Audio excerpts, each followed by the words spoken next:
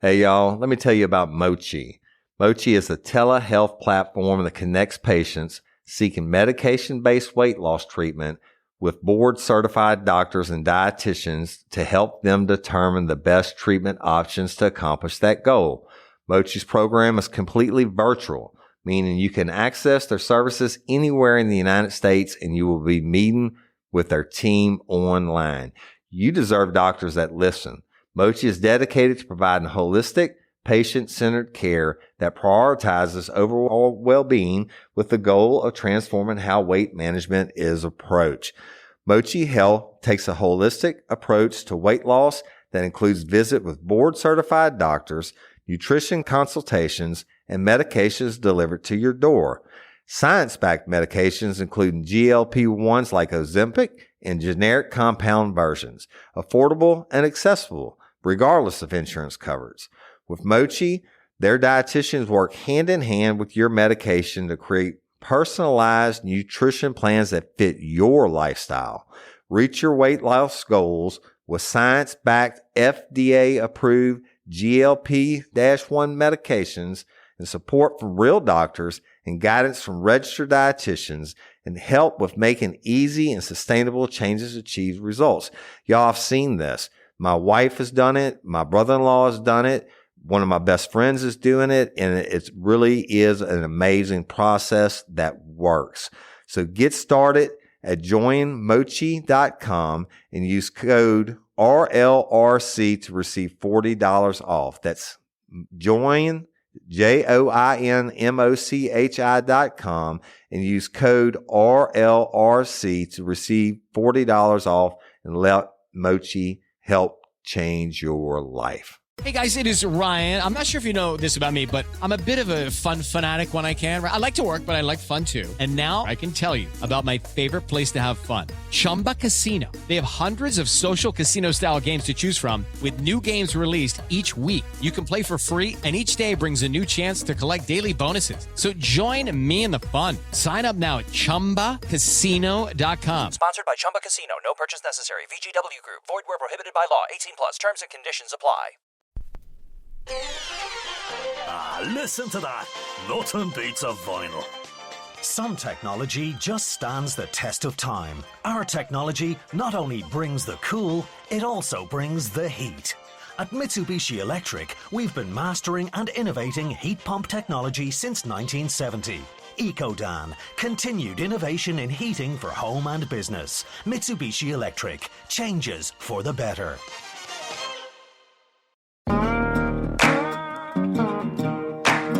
Real Life, Real Crime is a true crime podcast brought to you by Woody Overton and executive producer Toby Templey.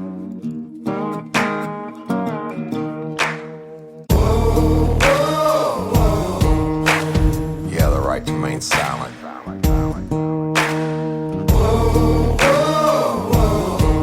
Anything you say can and will be used against you in a court of law. You have the right to an attorney prior to and during any questioning. You can't afford one, the court will appoint one for you. You understand your rights?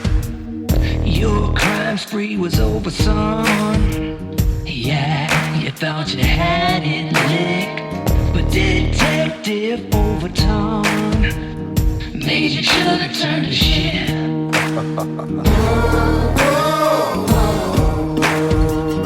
Get ready, you're gonna do time. Real life, real crime. Warning. This episode of Real Life, Real Crime, the podcast, may contain descriptions of acts of violence or that are of a sexual nature. It should be for people that are 18 years or older. Heed my warning, people. I did not get the facts of these cases off of the internet or from some television show. The facts we're retelling you were presented to us by the victims of the crimes or the perpetrators who committed the crimes against the victims. My description of the crime scenes are what I saw with my own two eyes. If you're gonna get offended, please turn this podcast off now. Thank you. Hello, everybody, and welcome to this episode of Real Life, Real Crime, the podcast. And as always, I'm your host, Woody Overton. Today, I'm going to be continuing the series titled Monsters.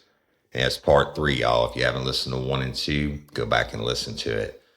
And again, I'm going to give an extra warning today. I gave the warning on part 1 and part 2, the extra warning about the brutality of it. And I don't know that it meant as much to y'all lifers. I guess you were thought, you were going to hear more than you did or something like that. To me, this case being the single worst crime scene, as an investigator, I work where one body is involved. I should clarify that. Homicide.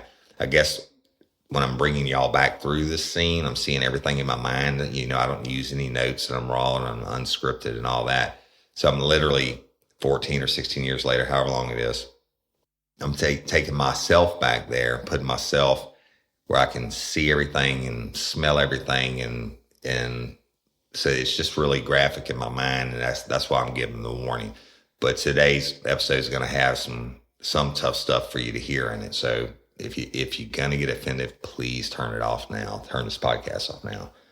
But before I get started, I want to do a correction. And y'all know sometimes I don't always say all the words right. That, like, Patreon is supposed to be patron, or in the Rapides Burning series, I said the DA's name. I pronounced his name incorrectly a couple times. Whatever. Generally, I don't care. But I had a lifer reach out to me a couple times in episode 1 and 2 when I was talking about the blood spatter. I called it splatter with an L. It's definitely not splatter, y'all. It's blood spatter. Okay, so I will correct that, and I stand corrected, or I sit corrected now telling you about it. So spatter, S-P-A-T-T-E-R. All right, so let's get into it. Stay tuned to the end of the show for some announcements. It's the morning after the body was discovered. In episode 1 and 2, I took you through the crime scene, and the last time I left you, I told you what we had recovered from Walmart, which the video and the receipt of the guy who at this time was our only suspect. Well, he was the son-in-law of the victim who lived in the residence where the 82-year-old white female was found brutally murdered. And again, my heart goes out to the family. But he's gone. In fact, he was seen in the middle of the night coming out of a Walmart in Mississippi by a family member. Just a chance freak encounter, right? That still trips me out to this day. But so we meet at the office, and we had 8 detectives at the time. Now I think Livingston Parish Sheriff's Office has like 30. But out of the 8, 2 would have been on the night shift. So we had 6 if nobody was on vacation. And this was, I think it was the week before Thanksgiving. And anyway, everybody's there for the meeting. And so we start working over, we call it kicking the can, right? Or bullshit session, or, shit, you got to get it together. I mean, this is an obvious death penalty case because of the victim's age, and certainly a death penalty case because of the brutality of the crime. So it's important. And we didn't rush, but in any investigation, you have to go where the evidence leads you. And at this time, other than the victim's granddaughter saying that she believed this missing male was kidnapped by and she didn't say black, she said the N-words over and over and over again, drug dealers, and that they had done this to her grandmother. We didn't have any suspects. All we knew is this guy is missing, and he lived in the house. He left work early the day before, and he's gone. So what do? You got to hit him and hit him hard. You got to run him down until he shows up, or you can exclude him, or something else turns up and that's hotter, if you will. So we start working on him. Now, one of the things I want to do was go to his work and talk to the people that he worked with and see what he said when he came in the office the day before. His son said he came in and he left early, or way early is what I think he said. But he had to have more contact. I don't know if he had a secretary or whatever, but we need to go over and find out. But there are other things we need to find out, including, we already knew he had a company truck, but we need to know what are the rules on the company truck. If he doesn't show up in it, are you going to report it stolen? Right? Did he show up for work today? We don't know. And we want to know, does he have a company cell phone? If so, can we get access to it? Or are we going to have to get a warrant? And does he have company credit cards? And how does he get his money? I mean, we just really didn't know much about him, y'all. And there was a long night processing the scene. And the last thing we learned was that he had been seen in Mississippi while we were still on the scene processing. So we need to get a detective to go, or detectives to go to his work and just find out any kind of information that they can, about his habits and his financial means and everything. So somebody was assigned to go do that. I don't remember who. And they left to go do that. We scheduled the autopsy for later that afternoon. And we needed to get back with the family, specifically this guy's wife, the victim's daughter, and find out the same thing we were going to find out at his work. What were his habits? His cell phone company. We needed the name of that. We need his bank. We need just anything that we can get to start tracking this guy and looking for him. Now, right now, we didn't have any charges on him. And what are you going to do a bolo or be on the lookout for? Are you going to put it out there to the whole world? We're looking for a guy driving a maroon colored truck. I mean, that's something else we needed from his work. The license plate number from the truck, the registration that the truck's going to come back to, so we can enter him into NCIC. But still, what are you going to enter? We needed a charge. All right. And so I came up with the idea that we needed to get some type of warrant for him, and came up with the idea that we had probable cause, depending really on what the people said to work. But I was going to try to get probable cause to have him charged with possession of cocaine, just so we can make the BOLO or be on the lookout for ballot. Also, at the company, if he doesn't show up for work, what is his rules on that truck? If he doesn't show up for work and he's in the company truck, does he have to call in, or is he not to drive the truck when he's not at work? If we can get something like that in Louisiana, that charge would be unauthorized use of a movable, not auto theft. Okay, let me explain the difference. An auto theft is when you steal a vehicle and you intend to permanently deprive the owner of the vehicle, meaning like somebody gets in your shit and they're gone, right? And you don't know them or anything like that. Unauthorized use of a movable is like, let's say your roommate takes your car without your permission and goes to wherever, and they come back. If you want to charge them with it, you can. That's actually a charge in the state of Louisiana. They use your vehicle without your permission, unauthorized use of. And a lot of times in these work cases where people wouldn't return vehicles, that's what we charge them with. Unauthorized use of a movable. I mean, movable because it could be a boat or hell, a bicycle or whatever. If it's something that drove and you didn't have permission to use it, it's a charge. But we had to start somewhere, and we were starting to scratch. And the probable cause is 50% plus one, y'all. It's not beyond a reasonable doubt. You do not have to wait to make an arrest, especially in a homicide case, till you have beyond a reasonable doubt. Okay, and you've heard me talk about a case in the past, like Courtney Coco's, and they're waiting to go way beyond a reasonable doubt. Anything that a defense attorney is going to prove a trial, well, you'd never solve a case in the world if you conducted law enforcement like that. Again, we're following the lead. We got to get some type of charge on the guy. That's our main thing. So Calvin and I went to the autopsy.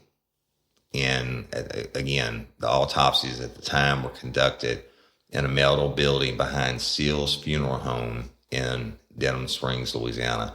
And that metal building, I'll describe it to you as you walk up. There's the roll-up door. If you're facing the building, there's a roll-up door where they would back the hearse and stuff in, like a roll-up metal door to your left. And to the right's like a little porch with an overhang with the main door that you walk in on. And there's no secretary or anything. You walk in, there's like a little love seat and a corner to your right. And guess what's directly across from that? The bodies. Like you see in the movie where they have the silver wall and the doors that open and the trays that come out and the bodies are on. That's it. That's the coolers. This building was made for efficiency, not for comfort. It certainly wasn't made for the public to view.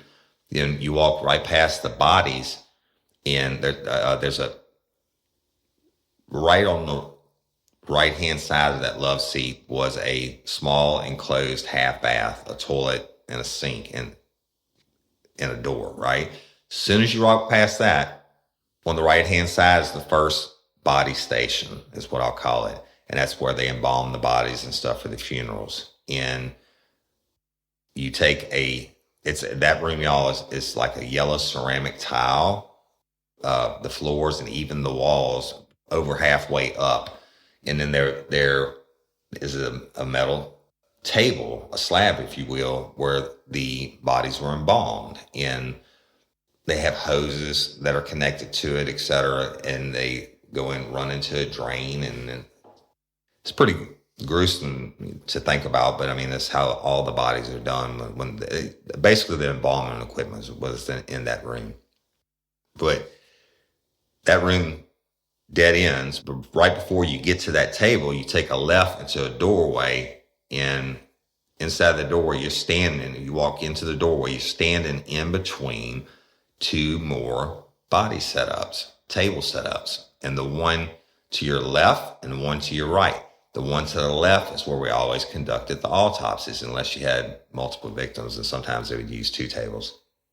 So we get there, we go in, the coroner is there. They have to document everything we have to match up the photos on the body bag and all that, and the coroner is going to be there, period, for the autopsy. But the coroner does not conduct the autopsy itself. The forensic pathologist who was contracted by Livingston Parish conducted the autopsies. The reason why, didn't have that many murders. I mean, there's no reason to have a full-time pathologist like a big city.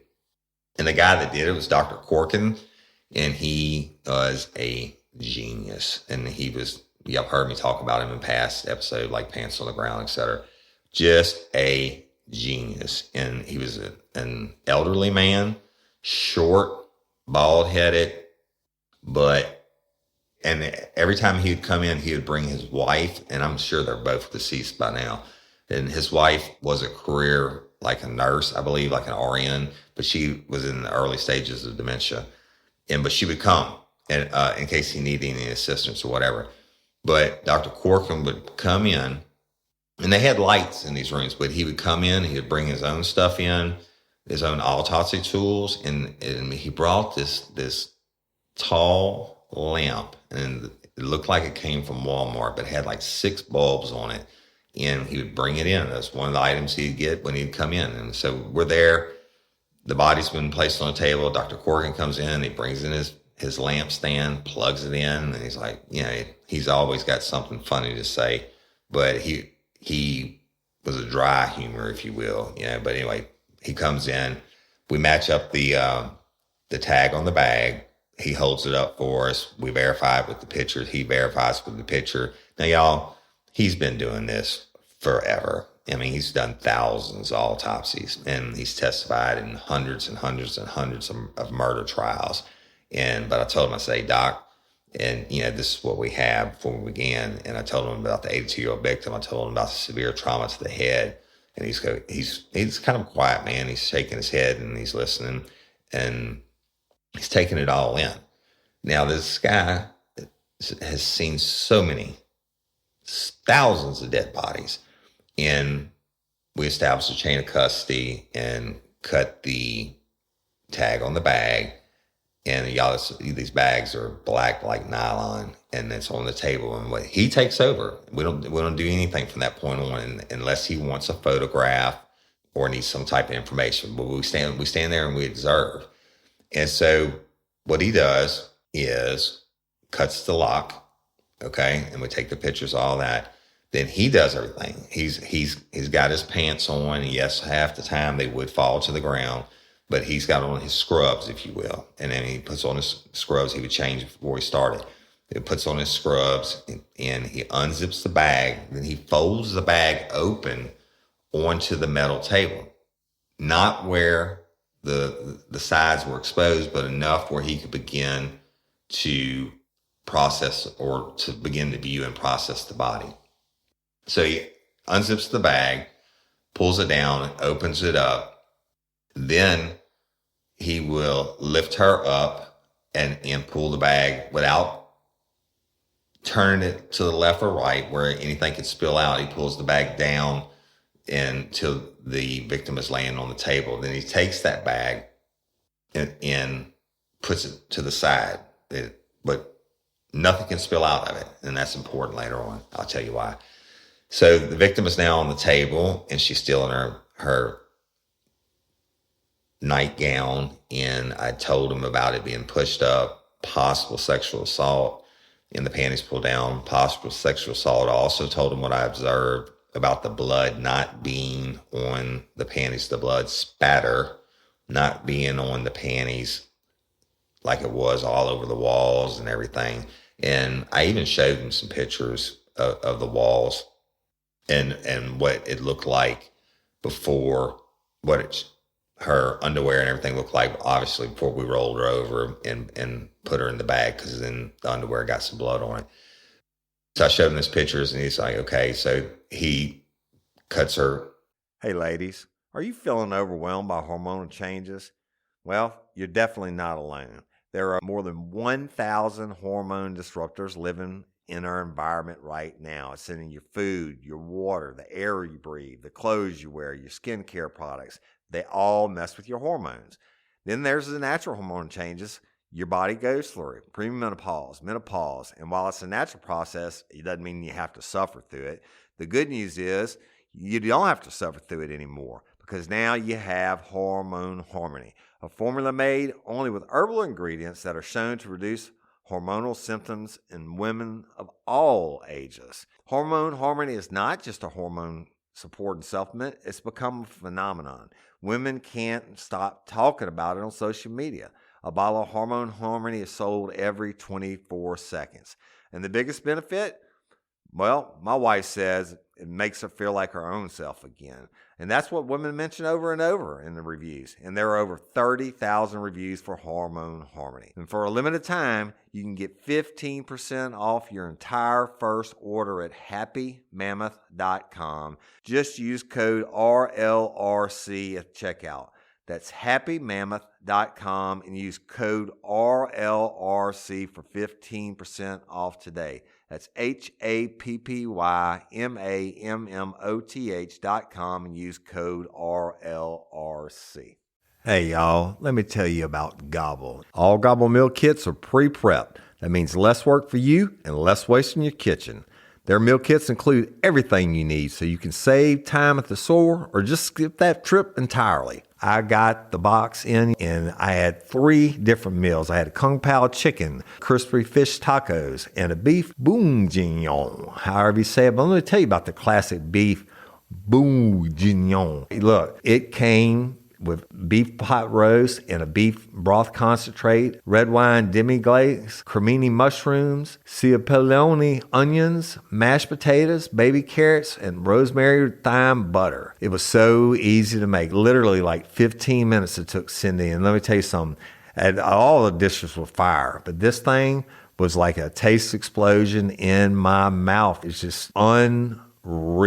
We got to spend more time together and more time doing the things we love because everything came in this one single box right to my door. So see what a difference Gobble will make for your household. Right now, they're offering my listeners a fantastic limited time deal. You get $120 off across 4 boxes, plus free shipping and free cookies. And let me tell you, those cookies, I ate one that was sin baked and it was delicious. Go to gobble.com/real life. That's GOBBLE.com/real life for $120 off your first 4 boxes. This offer is not available on the home site, so don't miss out. This is genius. It's taste explosions in your mouth like you never had. Gallon off, puts it in an evidence bag. Why? Because it's going to be sent in for DNA, looking for hair fibers or anything like that. But there was nothing obvious on the clothing. And so now you have your victim, the deceased, on the table. They're laying face up, nude, and he always starts with the head and he works his way down to the feet. Now, the problem, that's not the problem, but the issue with this one was the condition I told you about the victim's head. It just was unbelievable. And Dr. Corkin, when he stopped and the bag's put to the side and he's looking at her, I told you he's kind of a quiet guy unless he said one of his funny jokes, but he's looking and he's staring and he's looking, and he looked up at me. He didn't say anything. And we met eyes, and he looked back down, and he looked back at me, and he said, "This is going to be a death penalty."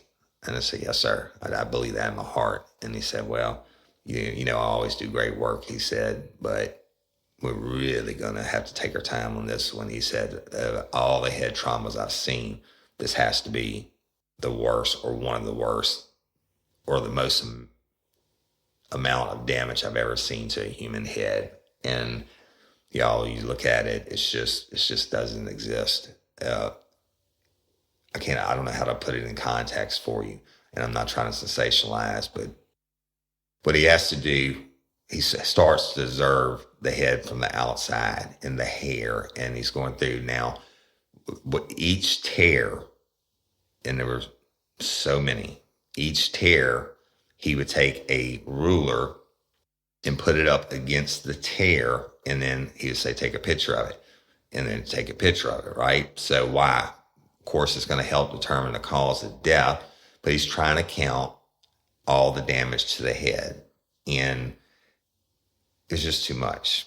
We took picture after picture, but the problem was there were so many blows to the head that he started on one side of the head and worked over, and then we turned over into the back side of the head. But there were so many blows that some of them were overlapping. So if you hit, let's say it's a watermelon, you hit a watermelon with a hammer and you get the indentation and the tear in it, right? If you hit the watermelon almost in the same spot and the wounds are actually touching, then it just kind of becomes a larger wound, right? Maybe with a little bit different shape on it. And that's how the victim's head looked. It was really hard to tell or get an accurate count on how many blows there were because a lot of them were overlapping. Beat the shit. And it just, I can't imagine what she went through. Okay. And I just pray that maybe she was unconscious or something after like the first blow or whatever to receive this much damage, but then again, I know she probably wasn't, because why would you continue to beat over and over again unless they are fighting, unless they're resisting, unless they're still saying something? So I don't remember, y'all, exactly how many blows he came up with. I think he quitted 30 something tears in the skull and the face and all that. It could have been like way higher, but it was 30 something. And then but by the time we photographed the whole head, the problem was not all the tears. When he turned her over and was going through the hair on the back of the head, remember I told you there was blood everywhere, and then the tears and all that, he found a hole. Perfect, almost perfect, you would say. Little hole on the back of her skull which we couldn't have known on the scene because of the amount of blood and then just, the way everything was. But remember, he's going meticulously inch by inch over the head. And he gets in, he goes through all the hairs individually, et cetera. And when he gets to that one spot and he stops and he takes it and he cuts around and shaves around the hole where it was. Well, once he does that and the bloody hair's out of the way and all that, you see the hole, and it was a bullet hole. And there was tattooing around the wound, meaning it was a contact wound from a weapon. Remember at the crime scene, I told you we found some bullets that were not shot, unspent, meaning that the bullet was still in the casing. Okay, when you look at a bullet, for you, those of you who don't know, when you look at a bullet, you have the metal part, and which at the very end has the spot where the firing pin strikes, and inside that metal part is the gunpowder. But inside the cavity of the metal part is the gunpowder. The bullet itself, the metal part, actually fits into the end of that, what we call the casing. The casing is where the gunpowder is housed. When the firing pin strikes it, it creates a spark, which makes the gunpowder inside the casing explode, and the power of that explosion is what propels the bullet out. Now, I know y'all probably all know this, but I'm just telling my story. Let me go. Okay, let me do what I do. When the bullet is propelled out, what remains behind is the empty casing. Okay, and remember I told you I found one empty casing at the scene. But I also found, and it was a 22 long. Okay, and the difference between a 22 long and a 22 short, I didn't explain that on the previous episode.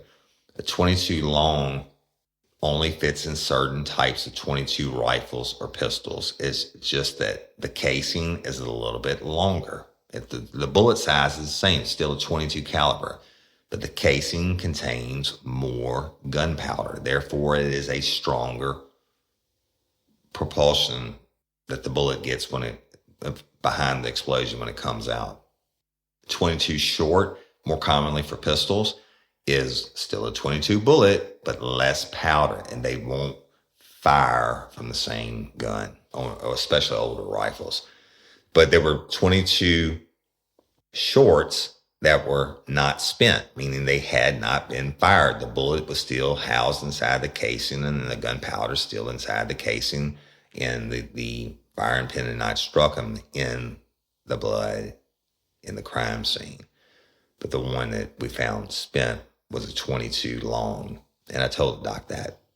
So he gets to a certain point where all that's photographed, and then he takes the bone saw, he rolls back over, takes the bone saw, and then he makes a completely circular cut all the way around the skull. Now, this is a saw, it's a vibrating saw. It only cuts when it's making contact with something, meaning that it doesn't spin freely. The rest of the time, you don't have to worry about cutting yourself.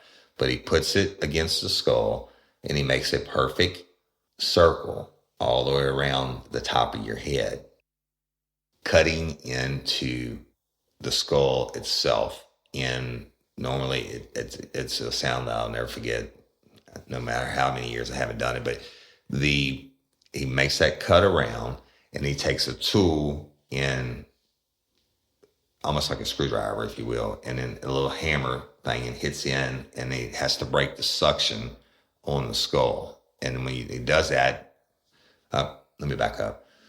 Before he starts the sawing part, he makes an incision on the scalp and basically peels all of your hair and everything. Basically, all your skin, he puts it to the front of your face, if that makes sense, okay? Basically, he scalps you, but he starts in the back, takes up all the skin, all the hair, and pulls it over and sets it on to the front of the skull, exposing the skull so he can use the bone saw, if you will, the vibrating bone saw. That's when he makes the cut. Now, before he makes the cut, again, he takes measurements of the skull or that bullet hole was, but also on this victim, he is now taking measurements or indentations from the beating that she took to, because there's many, many fractures on her skull. So he had to figure it out. It's like a puzzle, and he had to figure out how to put it together. But once he takes the top of the head off, then he's able to go in and see what kind of damage there is to the brain. Now, he's taking notes and he's doing his thing and he's jamming it out. And he goes inside, and one of the things they do is he takes the brain out. It takes all the organs out of your body at some point during autopsy and weighs them and makes his notes. But when he popped the skull and goes in, the brain was just tore up. And that was from, and they said, this is going to be from the bullet. He said, I bet you the bullet's in here. He said, I don't think it's going to be intact. And he was right. There was no exit wound, but the bullet was he recovered soft shards of lead from inside the brain that it kind of scattered. When 22, there's not a lot of lead in the bullet part, and when most of the time when it hits something, it'll flatten out or tear apart. And that's what happened on it. The bullet went into the brain and just kind of turned it into mush and hit the skull and maybe bounced around a little bit and split up. So he's got to go through it meticulously and pick the pieces out, and in case they try to put it back together and determine what caliber. But he, based off his experience, he said, I can already tell you it's going to be a 22 caliber from the size of the wound to the skull. He couldn't tell you if it's 22 short or 22 long, just 22 bullet because it's the same size. Goes through the rest of the autopsy, and you know, they cut you open and they take out all your organs and they weigh them and all that stuff, right? He works from the head down. And once he gets done with the skull, he puts the top of what's there on her, top of your skull back on, and puts your face back on, if you will, flips the skin back over, and then he goes to work down, and he cuts you from your neck down to your bottom of your abdomen in and across, and then he splits you open and takes out the organs and weighs them, etc. But that really wasn't really the problem on her. He said, I guarantee the cause of death was a 22 bullet. And he said it could have been from these other wounds to her skull. I said, but he said, why would you shoot somebody, you know, if they weren't already dead, or if they're already dead? But sometimes that happens, but either way, he's got enough scientific evidence to prove that. And what are we really worried about now? The rape. Because she was found with her nightgown up, etc. So he goes down, goes to all the organs. I'll save you the time of it, right? He works the body like he's done thousands of others. And then he gets down to the vagina and all that. And he did what he does. And he said there's absolutely no sign of penetration of anywhere, the anus, the vagina. He said no sign. I mean, he's looking for hairs, like anything, right? And there's nothing there. And he said, I just absolutely can tell you that she wasn't raped, but even he still took swabs in case there was DNA or something like that. And that concluded the autopsy, basically. And his finding was it was definitely a homicide, and that she was, whether she died from the blows to the head, he couldn't say for sure, but he can definitely say if she wasn't dead from the blows to the head and the damage to her face and her skull, then she definitely died from the gunshot wound, contact gunshot wound to the back of the head. It's fucked up. And, you know, I guess it's compounded for me because I've done so many that, I mean, autopsies never bothered me, but as far as seeing the body and all that stuff, but just think about this lady who couldn't even walk, and she was so severely beaten, and now you throw on top of that she's been basically executed, gun to the back of the head, whether it's a pistol or rifle, whatever. But we only had one spent shell casing, and that was the long, and I'm assuming from experience that the 22 long belongs to a rifle. So that means that she's laying halfway in and out of the door after the beating, and they take a rifle and put it to the back of her head and shoot her while she's face down. Execute her like you wouldn't even do a rabid dog that way. And I still don't have an explanation for the 22 short bullets being in the crime scene. So anyway, go back to the office to find out what other detectives have found out by going to his work and stuff like that. And this is what they said.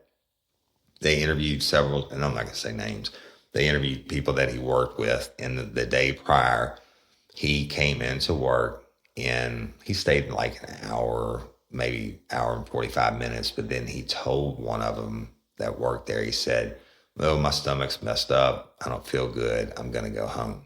And he splits, right? Not to be seen again until approximately 2 a.m. in the morning coming out of Walmart, Mississippi. He did not have permission to, use the truck to be in Mississippi at 2 o'clock in the morning. We found that. Also, he had not called in on this day. Nobody, of course, they're still trying to call him and all that. His son's trying to call him, etc. He's in the wind. He's ghost. Cell phone was not theirs. He had access to, I believe, a company card. We got all the information on that. The detectives asked the owners, or the owner, you would say, what did they want to do about the truck? And if he didn't return the truck, would they pursue charges for unauthorized use of removal? And the answer was yes. And he also had access to money the day before, and I believe it was like $3,500 that he was supposed to take care of, and he didn't. It wasn't done. So they were asked, would they pursue charges on that also? So we're getting back. We're having our meeting. We found out he left work early, not been seen again. Got all his personal information, the work cards and stuff like that. So what do you do? No more calls are coming in. Now, this has been on the news. I forgot to tell you the night before, the news was out there the whole time, and it was on the news for 10 o'clock, and then it was on the news that morning, and about the homicide of this lady. No suspects' names or anything like that. And what do? Well, shit, you got to keep gathering information. But we needed a warrant. And so we had typed up by Tina Stafford, our secretary. She already knew. If I told her a charge, she already knew what to say because she'd done thousands of them for us over the year. And then can't even call her secretary. She kind of ran the office and said, "Tina, I need a warrant for unauthorized use of movable," and gave the company's name and gave this guy's name and said he's gone with it. He was seen in Mississippi at 2 o'clock in the morning. He did not have permission. And she typed it up. We also did a warrant. And yes, it was a bit of a reach, but it only has to be 50% plus one. We did a warrant for possession of cocaine, being that it was found inside his residence. His wife did not know about it, and he left work early and said he was going home, and certainly the deceased wasn't doing cocaine, making lines of cocaine on the coffee table in the living room. So we got those warrants and went and had a meeting with a judge and told him the truth. And this is where we're at. And we need to get a bolo on this guy, and this is what we have. And unauthorized use is slam dunk. That's in the possession of cocaine could be inferred. He said he was going there. He lives there, and the cocaine was found there.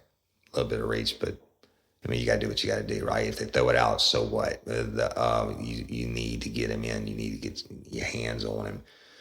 So Calvin and I, we got the warrants. We enter him into NCIC. Oh, we got the vehicle information, the truck. So now if anybody, any cop in the United States of America runs this license plate on this truck, it's going to come back as an unauthorized use, basically a stolen vehicle. And they're going to stop it, and they're going to arrest who's ever in the vehicle because they don't have permission to be in it. And so we get that done, get it started.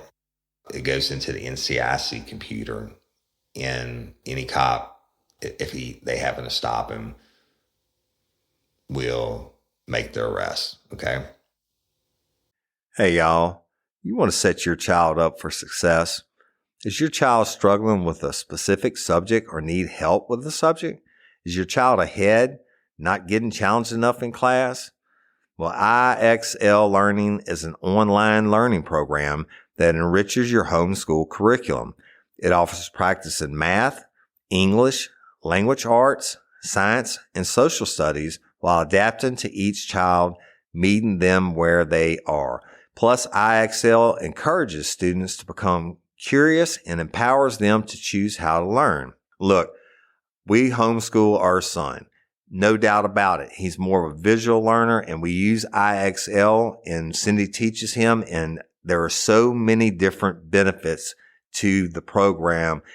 It adapts to exactly what he needs in different areas. So IXL is the perfect supplement to your homeschool curriculum. IXL offers interactive practice problems, educational games, lessons, and video tutorials for every topic you're teaching at home. It's easy to use, time-saving. Everything on IXL is organized by grade, subject, topic, and subtopic, making it simple to find activities for the exact skills you're covering. IXL offers instant feedback and explanations of new topics as kids use the program. Kids can explore any topic in any grade level. They aren't forced into a single learning path like they are on other programs. If you're homeschooling your child because they were falling behind or because they were too far ahead like our son, IXL is a great program to help them get the exact support they need. Kids love IXL's positive feedback awards and educational games. IXL is trusted by 15 million students worldwide and has proven to improve performance in over 75 scientific research studies. Make an impact on your child's learning. Get IXL now. And Real Life, Real Crime listeners can get an exclusive 20% off IXL membership when they sign up today at IXL.com/today. Visit IXL.com/today to get the most effective learning program out there at the best price. And don't forget, Real Life, Real Crime listeners get 20% off. Y'all, we really do use this product, and it's been a godsend. Spark something uncommon this holiday with just the right gift from Uncommon Goods. The busy holiday season is here, and Uncommon Goods makes it less stressful with incredible hand-picked gifts for everyone on your list, all in one spot.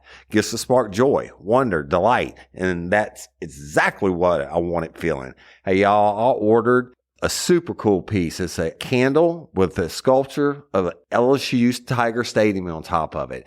And each officially licensed laser cut wooden replica features up to 4 layers of detail, creating a bird's eye view of a specific football field, seating section, and more. And every label includes your stadium's name, the team's logo, and school location. And it has a coconut, soy, vegan wax infused with sandalwood smell that creates tailgates and touchdown scent profile, reminiscent of game day.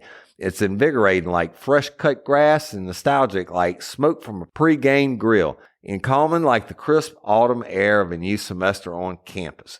Y'all, I love it. I have it at the base of my TV, and I'm ready to watch the Tigers play on Saturday night, right? Uncommon Goods. Look, when you shop at Uncommon Goods, you're supporting artists and small independent businesses. And many of their handcrafted products are made in small batches. So shop now before they sell out this holiday season. Uncommon Goods looks for products that are high quality, unique, and often handmade or made in the U.S. They have the most meaningful, out of the ordinary gifts anywhere. They even have gifts you can personalize. From holiday hosts and hostess gift to the coolest finds for kids to hits for everyone from the book lovers to diehard sports fans.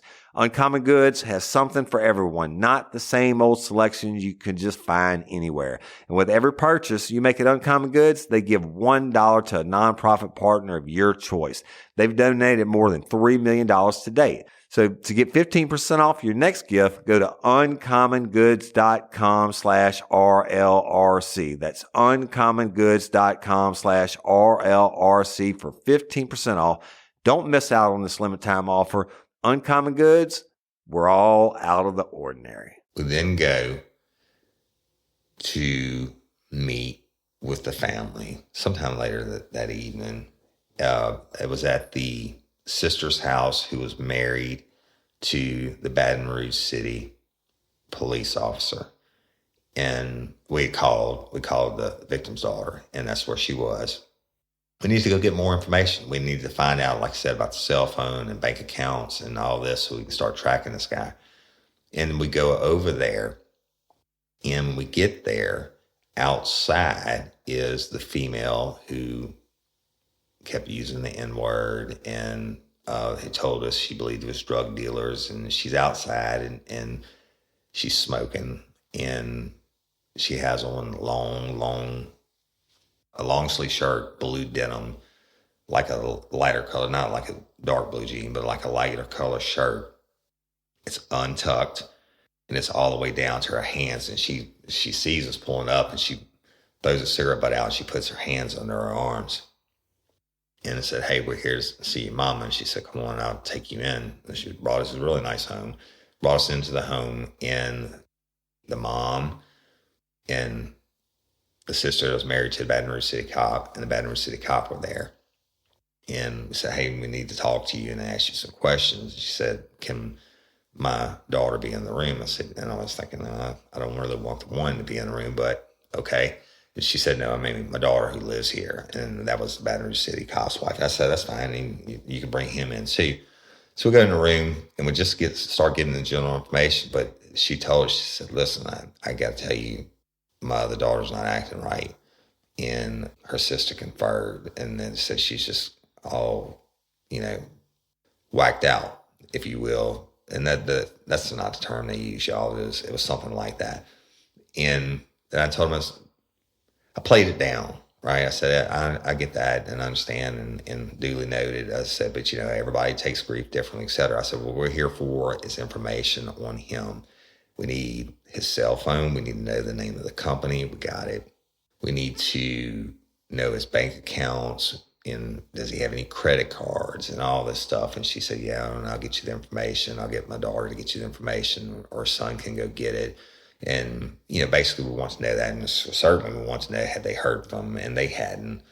And we gather all the information. And of course they're upset and want to know, do we have any leads? And we just say, "Hey, we're looking at everybody. We're working it hard."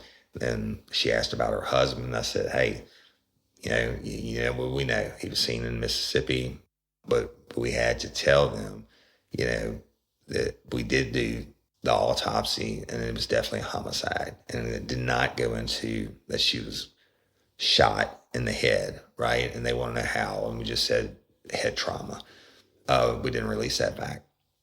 And I'm kind of paraphrasing this. I mean, we certainly were there probably an hour and a half with them, talking to them, consoling them. Calvin and I, again, Calvin is saying probably just as much as me in all of this, but I'm telling the story, right? So we do what we do, and we're gentle with the family, we're gentle with, the victim's daughter, but same time, we're pulling information till we get enough where I look at Calvin, he looks at me, and we're like, okay, we're done. But we go out into the hallway and say, y'all can just wait in here. Calvin and I are going to talk in the living room for a minute, and we'll call you later or whatever. So we go in the hallway, and I told him, I said, "Hey, dude, we need to go check that girl for injuries." And he's like, "You're right." And we were kind of whispering, and then turns out she was in the kitchen. She didn't hear us say. And then we start to walk and turn into the kitchen part to go to the door, and there she is. And then I'm like, hey, and then I called her name. I said, "Do you mind coming to talk to us?" She said, "Well, I don't know why they wouldn't want me in there to talk. Y'all been in there talking all this time, and why I couldn't come in." I said, "I don't know shit. I mean, we were just getting information on your stepdad and all his accounts and everything like that." She said, "I just think it's funny that blah, blah, blah, blah." She just kind of went off. And I was like, "Just step outside and talk to us." And this was a clear bluebird November day, but it's late in the evening. The shadows were falling. The street lights hadn't come on yet, but it was almost that time, right? Like 5:15. I see it in my mind's eye. And she's got that long thing on, but guess what? She's got her hands tucked under her pits again, or under her armpits. And I'm noticing that. And I knew Calvin, we just talked about it. And so we just talked to her a little bit. Hey, you hadn't heard from him. No, I hadn't heard from that motherfucker, and da going on. But then, to her, maybe not to her, but to us, it was very clear that she had her hands tucked away where we couldn't see them. And so anyway, just go through bullshitting her through whatever, trying to ease her back down off the family thing. But she's just out there, right? And finally at some point I said, hey, you know what? We do in any investigation. I said, you are absolutely not a suspect or anything like that. I said, but you were there last night and you said you haven't seen this guy. She said, and I hadn't seen him in days. I said, okay. And you were at home and you were home alone. She said, yeah. I said, can anybody prove that you were there by yourself? And she said, what do you mean? I said, I mean, like, did you outside and talk to one of your neighbors? Did you call your husband while he was at work? We can verify phones or anything like that. And she said, why are you asking? I said, you know what? Let me go ahead and advise you your rights. I said, you are in no way under arrest. I said, everybody we talk to in this investigation, we're going to advise them their Miranda rights. And I said, you have the right to remain silent. Anything, boy, her face just went ashen. Just pale, blood just rained to her feet, but she still got her hands on her arms. I said, you have the right to remain silent. Anything you say can and will be used against you in a court of law. You have the right to an attorney prior to and during any question. If you can't afford one, a court appoint one for you. And look, she just goes fucking white. You'd have thought I shot her or something. And she was like, why did you do that? I said, no. And I said, we do it for everybody. I said, because I never know what people are going to tell me. And then I'm really talking to her almost like a child at this point. And I put my arm on. I said, it's okay. And she kind of pulled away a little bit and still kept her hands on her arms. I said, look, that we got to ask everybody any questions, right? I said, I asked your sister, whose house is this? I asked her where she was and could anybody verify it, et cetera. We got to verify that your mama wasn't home, and we asked everybody questions. And she was kind of like, taken aback by it, if you will. I said, but let me ask you this. I said, it's still not really cold today. And it's probably like 76 degrees, y'all. It was a warm day for mid-November. And I said, it's not really cold today. I said, are you cold-natured? And she said, I don't know why. I said, because you got this big, long, button-up blue jean shirt on. And she said, so? And I said, but boy, I don't think she realized she did it. She pushed her hands further under her armpits at that time. And I said, well, so I just need to know, are you cold natured? She said, well, I don't understand. I said, I'm in short sleeves or actually I was in a dress shirt with ties. So my shirt sleeves are rolled up. I said, Calvin's are rolled up. I said, hell, it wasn't cold in the house. I said, well, do you always wear long sleeve shirts like that? She said, yeah, I do. I said, well, are you cold right now? She said, well, no, because I got my shirt on. And I said, well, then let me ask you this. I said, why are you standing there with your hands underneath your armpits? And she was like, and she said, what do you mean? But she didn't take them out. I said, ever since we turned into the driveway when we got here, you saw us, you threw your cigarette out, and you put your hands underneath your armpits. And she said, well, I always keep my hands under my armpits. I said, well, cool. I said, I get that. I mean, different stroke, different folks, right? I said, but do you mind if I look at your hands? And she said, what do you want to look at my fucking hands for? She kind of started going off. I said, because I just want to look at them. I said, do you have any cuts or anything on your hands, fresh cuts? And I'm thinking fat drops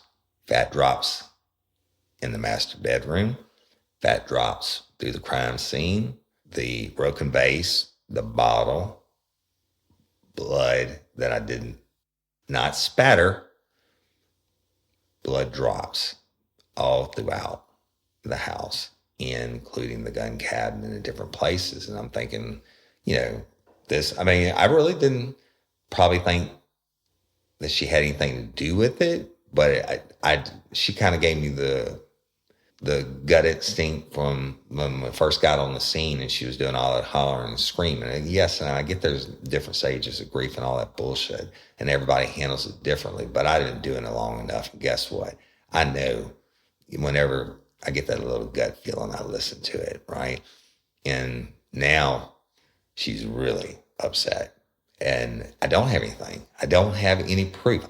We haven't had a chance to go talk to her neighbors and see if she was at home, or pull phone records or cell phone records, or, you know, I didn't even know if she had a cell phone. You know, we could get a search warrant to see if her cell phone was pinging off the tower by the victim's house. I had nothing at this point other than a gut instinct. And she said, I'm not showing you my hands. She said, am I under arrest? I said, no, you're not under arrest. I told you you're not under arrest. And she said, she said, I cut myself all the time. And I wear long sleeves because I'm cold. And, I'm just not. And she said, you know what? I don't have anything else to say. She turned around and she went inside, slammed the door. How you living? How you like that? And guess what? She'd be totally innocent. But I was damn sure going to find out. The guy told me stepdad's in the wind, but the squeaky wheel gets the grease. And she'd been the squeaky wheel the whole time. Calvin and I load up. We're both thinking the same thing. She definitely was on our radar. Let's just put it like that. So, y'all, 50 minutes in, we're going to go ahead and stop it right there for this episode.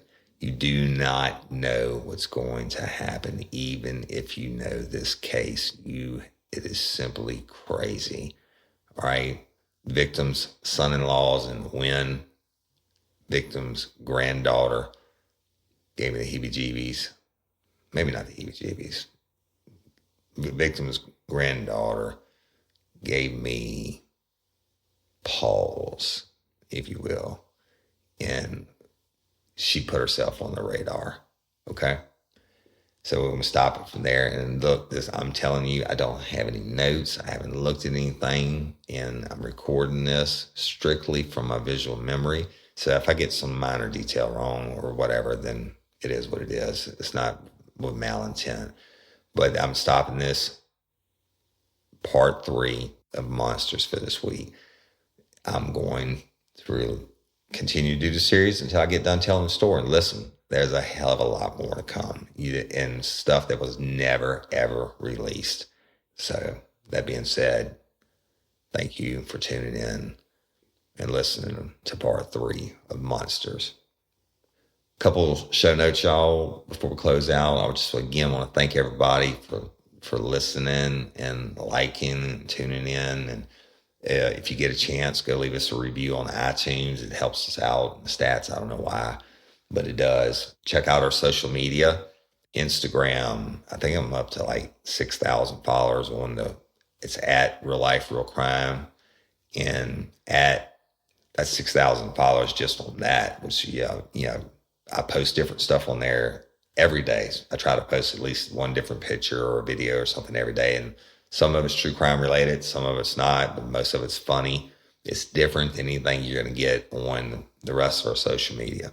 The rest of the social media, Facebook page, our private group, which is Real Life Real Crime Friends, Fans, and Crew, KREWE. Again, it's Louisiana play on words. We just passed 28,000 members in our private crew page. And look, it's y'all, that page is dedicated to true crime. If I post something that's different or something that's posted is different, then I gave permission for it too. And if I post something that's different, then guess what? It's my page. I think it's pertinent enough to post it. But that's for our diehard lifers who love true crime, and they get to go in and do posts about true crime stuff. And you go in there, it's a lot. If you like Real Life Real Crime, you're going to love that crew page. Go join it. We have the Real Life Real Crime Lanyap page, which is another private group for our lifers. You can go in there and post anything you want. Doesn't have to be true crime related. we had to do that because we were getting so many requests to post in that. And I think that's in the thousands of members also. But if you have hobbies or you sell them, whatever, go post it in there. And I post a lot of stuff in there also. And then we have our regular pages and all that. And look, if I get so many friend requests today, I cannot accept any more friends. Facebook blocks you out at 5,000. I don't want anybody to think I'm being an ass.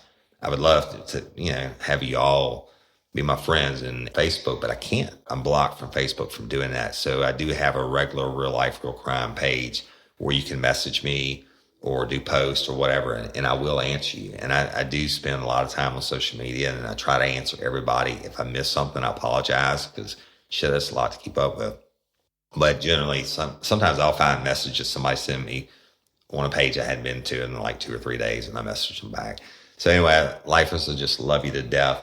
Thank you so much. Patron members, absolutely. Thank you so much for the support, and continue to support us. And your financial donation makes the show go. You're going to be getting your full-length episode, November episode. Oh, and you know what? I want to tell everybody Happy Thanksgiving. I'm recording this Monday before Thanksgiving. Happy Thanksgiving to all you lifers. Love and appreciate each and every one of you. I hope you have a blessed, great Turkey Day. Stay safe from the COVID. It's just crazy times, right? With the COVID and everything. But anyway, I hope you all stay safe, and appreciate and love each and every one of you. LOPA, Louisiana Organ Procurement Agency. Go to lopa.org. Sign up to be an organ donor. It takes like 2 minutes. When you go there, if you choose to do so, and when you are deceased, if your organs are chosen to be used, then you're going to save a life or lives. And I mean, I know one LOPA donor saved like 6 lives. There are people out there that need your organs. You're not going to need them when you're dead. And it's a very, very, very slim chance that they're going to use your organs. It has to be under certain conditions when you die that they can be used. They don't just have a massive warehouse full of organs, y'all. It's very when you go deceased, when you die, if you fit the criteria, then they have a team that comes in and does that. So be a hero, give the gift of life, give the gift of sight, and use all your organs, right? But when you go to lopa.org to sign up under the Livingston Parish Literacy and Technology Center, when you go to sign up, they ask you, how'd you hear about them? Go to the Livingston Parish Literacy and Technology Center, Livingston Parish, LP, you think I know it, how many times I said it by now, LPLTC. Go to the section Criminal Justice Students, check that box. You know why? There's people out there doing great work with this, not only with students, but the Kelly Jennings, the criminal justice teacher, is just phenomenal. And Kim Alvin, the principal, and Southeastern is part of the Livingston Parish Literacy and Technology Center. And y'all, that's Southeastern Louisiana University. And Miss Crystal Harson-Mascale, she's part of that too. And they're the ones that turned me on to LOPA. So just go sign up, be a hero, give the gift of life, and tune in next week for part 4 of Monsters. And I'm Woody Overton, the host of Real Life, Real Crime, the podcast. And until next time or ever, don't let me catch you down on Murder Bayou. Peace.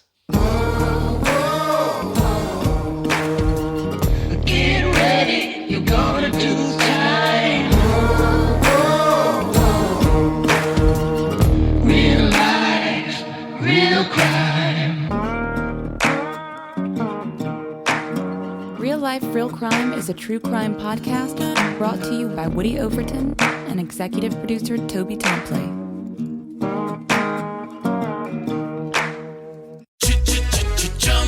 Looking for excitement? Chumba Casino is here. Play anytime, play anywhere. Play on the train, play at the store, play at home, play when you're bored. Play today for your chance to win and get daily bonuses when you log in. So what are you waiting for? Don't delay. Chumba Casino is free to play. Experience social gameplay like never before. Go to Chumba Casino right now to play hundreds of games, including online slots, bingo, Slingo, and more. Live the Chumba life at ChumbaCasino.com. VGW Group. No purchase necessary. Void where prohibited by law. See terms and conditions. 18+.